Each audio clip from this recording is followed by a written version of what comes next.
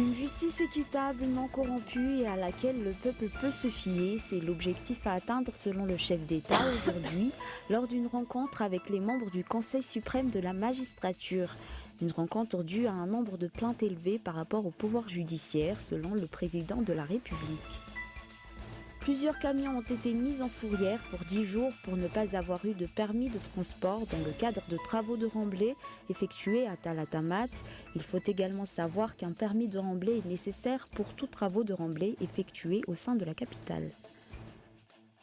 Le GIEC appelle à mieux gérer les sols pour atténuer le changement climatique. Il a lancé un avertissement sur la surexploitation des ressources qui menace la sécurité alimentaire, appauvrit la biodiversité et amplifie les émissions, soutenant que l'humanité épuise les terres.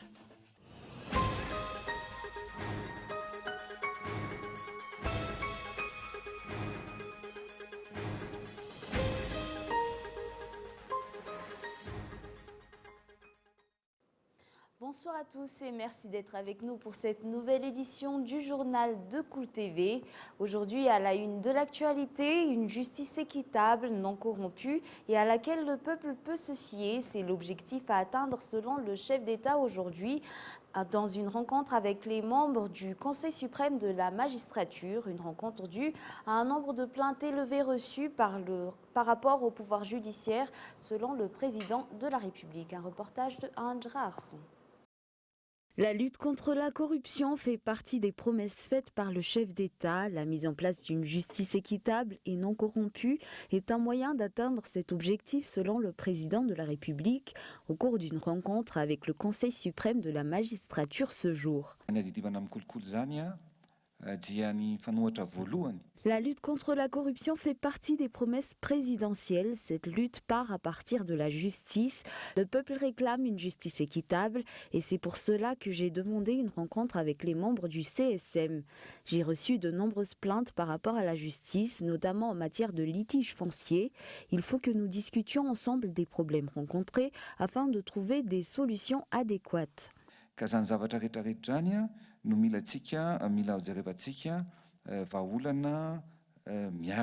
Les tribunaux traitent trop lentement les affaires qui leur sont soumises, raison pour laquelle actuellement le nombre de détenus dépasse largement la capacité d'accueil des prisons. D'autre part, la population a peur d'avoir recours aux tribunaux et ne leur font pas confiance selon le chef d'État.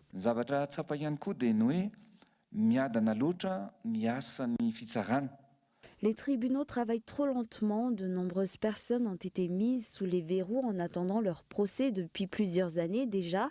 Il faut que nous trouvions une solution à cela. D'autre part, dans un état de droit, le peuple ne devrait pas avoir peur d'avoir recours aux tribunaux, alors qu'ici ce n'est pas le cas. Même s'ils ont raison, ils ont peur de perdre le procès. Il faut constater que de nombreuses personnes sont corrompues au niveau des tribunaux. Ce n'est pas le cas de tout le monde, mais beaucoup le sont.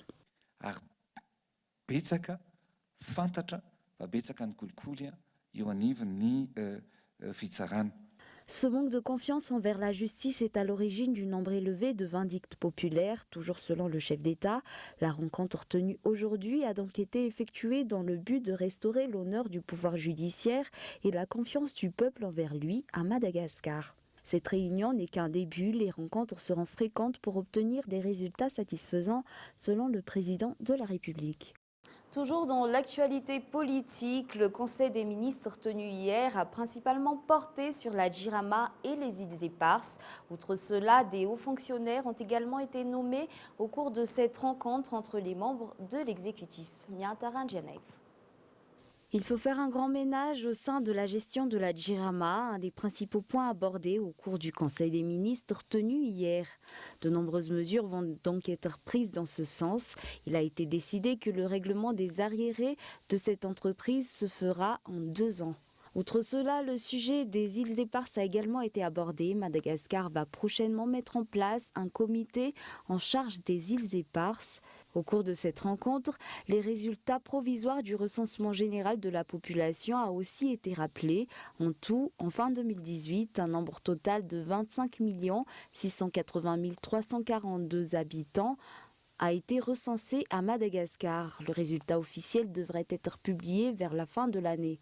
D'autre part, toujours au cours de cette réunion, Touvrama Oulmias Rabemanantsu a été nommé comme nouveau directeur général de l'aviation civile de Madagascar. Ce dernier y travaille depuis 14 ans et a déjà occupé le poste de directeur général au niveau du FinTech Madagascar, une entreprise en relation avec l'Economic Development Board of Madagascar.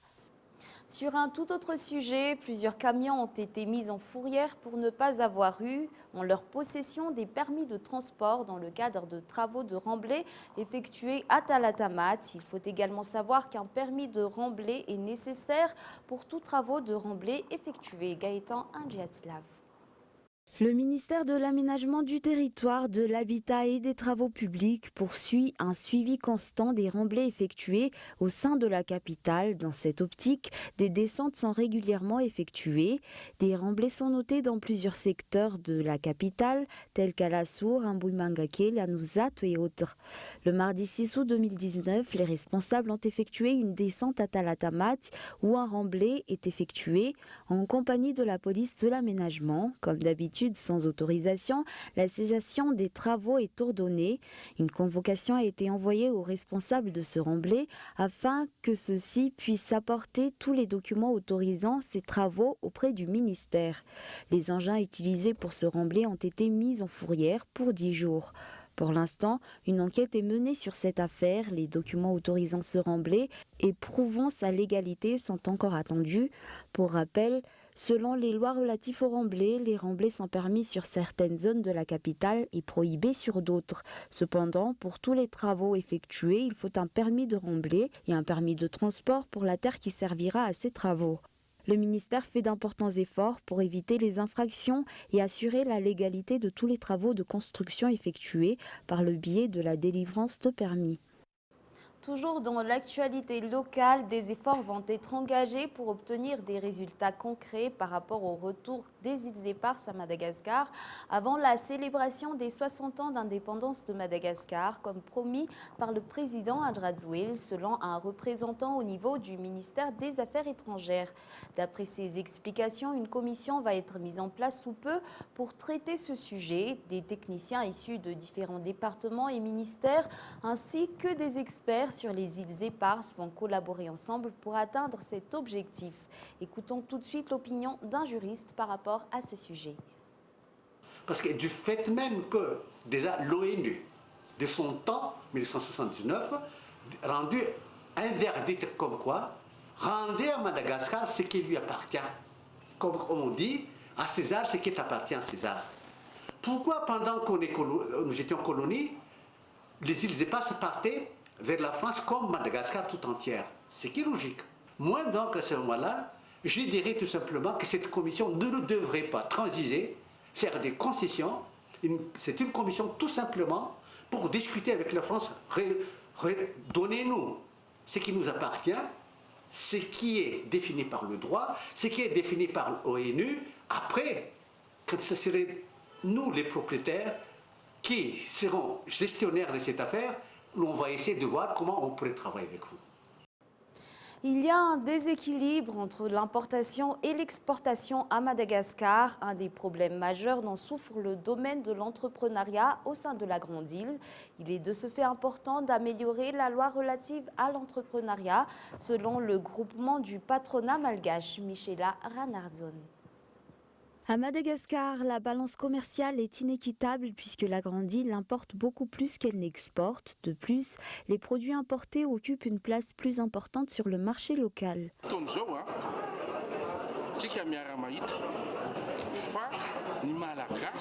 Actuellement, nous pouvons constater que nous achetons plus de produits importés pour la bonne et simple raison que le pays ne produit pas assez et pourtant cela met un frein au développement économique du pays. Il faut donc soutenir un peu plus la production au sein du pays et favoriser les produits locaux.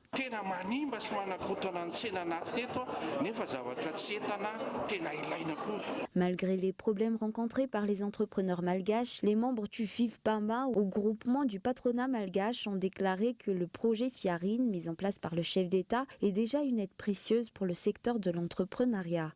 D'après les enquêtes effectuées, l'entrepreneuriat s'étend sur plusieurs secteurs, notamment dans le domaine du tourisme et de la technologie.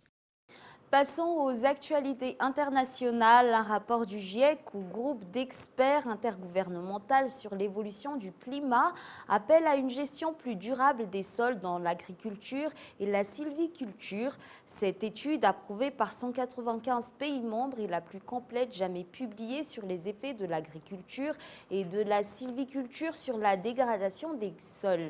Plus de détails dans ce reportage de France 24. Notre régime alimentaire épuise la planète. C'est le constat dressé par les experts du GIEC qui préconisent de changer d'urgence notre façon de produire de la nourriture. Dans leur rapport, les scientifiques du climat rappellent que le secteur agricole représente 30% des émissions de gaz à effet de serre et occupe 40% des terres de la planète. En cause notamment la consommation de viande, d'œufs et de produits laitiers. Car vaches, cochons et autres animaux de la ferme rejettent d'énormes quantités de méthane dans l'atmosphère et contribuent au réchauffement climatique. Les fermes industrielles et les cultures exigent aussi d'énormes quantités d'eau. 542 litres pour produire un seul blanc de poulet, 5000 litres pour 1 kilo de riz et 13 500 litres pour obtenir 1 kilo de viande de bœuf. Des cultures bien trop gourmandes pour nourrir les 9,8 milliards d'êtres humains prévus en 2050. Pour cela, une seule solution, adopter les régimes végétariens et véganes. Céréales secondaires, légumes, légumineuses, noix ou graines, des opportunités majeures pour réduire les émissions de gaz à effet de serre selon les scientifiques. Une idée qui n'est pas nouvelle, mais désormais incontournable pour limiter le réchauffement climatique. Le ton monte entre l'Inde et le Pakistan après la révocation de l'autonomie du Cachemire indien. Islamabad a décidé d'expulser l'ambassadeur indien et suspend le commerce bilatéral avec l'Inde. Reportage France 24. Derrière le calme apparent, l'angoisse commence à monter à Chakoti. Dans ce village côté pakistanais, situé tout près de la ligne de contrôle qui sert de frontière entre les parties indiennes et pakistanaises du Cachemire, les habitants se préparent au pire. Depuis la révocation de l'autonomie de la partie indienne décidée lundi par New Delhi, le bunker de cette famille a repris du service. Il y a assez de place pour que tous les membres de la famille se cachent facilement. Mais nous devons parfois accueillir des voisins qui n'ont pas de bunker. Nous venons donc tous nous cacher pour sauver notre vie. Dans cette région, en proie à une insurrection séparatiste depuis 30 ans, la décision du gouvernement nationaliste hindou du Premier ministre Narendra Modi laisse craindre un nouvel embrasement. Car le Pakistan revendique aussi cette région montagneuse à majorité musulmane. En réaction, Islamabad a expulsé l'ambassadeur indien et rappelé l'envoyé pakistanais à New Delhi, tout en annonçant d'autres mesures de représailles. Nous, le Pakistan, réduisons immédiatement nos relations diplomatiques avec l'Inde.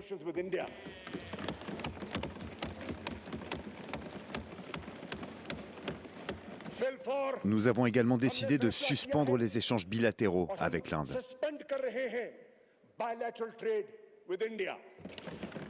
Une mesure symbolique, car les échanges entre les deux pays qui se sont déjà livrés 3 guerres sont de toute façon limités. Islamabad, qui considère la décision indienne comme illégale, veut aussi porter la question du Cachemire devant le Conseil de sécurité de l'ONU et devant la Cour pénale internationale. Avant de nous quitter, voici un bref rappel des titres. Une justice équitable, non corrompue et à laquelle le peuple peut se fier, c'est l'objectif à atteindre selon le chef d'État aujourd'hui lors d'une rencontre avec les membres du Conseil suprême de la magistrature. Plusieurs camions ont été mis en fourrière pour 10 jours pour ne pas avoir eu de permis de transport dans le cadre de travaux de remblai effectués à Talatamati. Le GIEC appelle à mieux gérer les sols pour atténuer le changement climatique. Il a lancé un avertissement sur la surexploitation des ressources. Et voilà, c'est la fin de ce journal. Nous vous remercions pour votre attention. Bonne soirée à tous et excellente suite de programmes en compagnie de Cool TV. Au revoir.